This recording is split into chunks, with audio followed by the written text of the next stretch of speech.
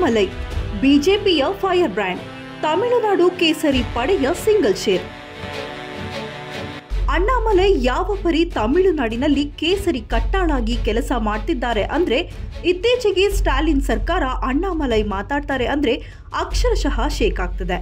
ಸೂರ್ಯ ಚಂದ್ರನ ಸಾಕ್ಷಿಯಾಗಿ ತಮಿಳುನಾಡು ರಾಜ್ಯದಲ್ಲಿ ಬಿಜೆಪಿ ಪಕ್ಷವನ್ನ ಅಧಿಕಾರಕ್ಕೆ ತರಲೇಬೇಕು ಎಂದು ಟೊಂಕ ಕಟ್ಟಿ ನಿಂತಿರುವ ಅಣ್ಣಾಮಲೈ ಈಗ ಮತ್ತೆ ವಿಶಿಷ್ಟ ಕಾರಣಕ್ಕೆ ಸುದ್ದಿಯಲ್ಲಿದ್ದಾರೆ.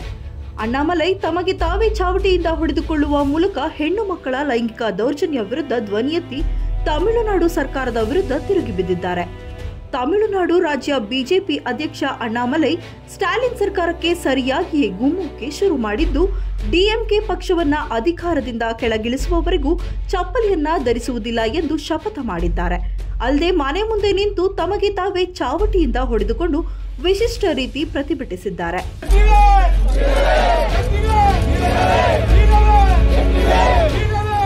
ಅಣ್ಣಾಮಲೈ ಶುಕ್ರವಾರ ಬೆಳಗ್ಗೆ ಅವರ ನಿವಾಸದ ಮುಂದೆ ಚಾವಟಿಯಿಂದ ಹೊಡೆದುಕೊಂಡು ತಮಗೆ ತಾವೇ ನೋವು ಮಾಡಿಕೊಂಡಿದ್ದಾರೆ. ಚೆನ್ನೈನ ಅಣ್ಣಾ ಯೂನಿವರ್ಸಿಟಿಯಲ್ಲಿ ಓದುತ್ತಿದ್ದ ಇಂಜಿನಿಯರಿಂಗ್ ವಿದ್ಯಾರ್ಥಿನಿಯ ಮೇಲೆ ಕಾಲೇಜು ಕ್ಯಾಂಪಸ್ನಲ್ಲಿ ರೇಪ್ ನಡೆದಿತ್ತು. ಇದರ ವಿರುದ್ಧ ವಿದ್ಯಾರ್ಥಿನಿ ಪೊಲೀಸರಿಗೆ ದೂರನ್ನ ನೀಡಿದ್ದರು. ಈ ಸಂಬಂಧ ಪೊಲೀಸರು ಜ್ಞಾನಶೇಖರನ್ ಎಂಬಾತನನ್ನ ಬಂಧಿಸಿದ್ದರು. ಈತ ಯುವತಿಯ ಖಾಸಗಿ ವಿಡಿಯೋವನ್ನ ಚಿತ್ರೀಕರಿಸಿಕೊಂಡು ಬ್ಲಾಕ್ ಮೇಲ್ ಮಾಡಿ ಯುವತಿಯ ಮೇಲೆ ಅತ್ಯಾಚಾರವನ್ನ ಎಸಗಿದ್ದನು.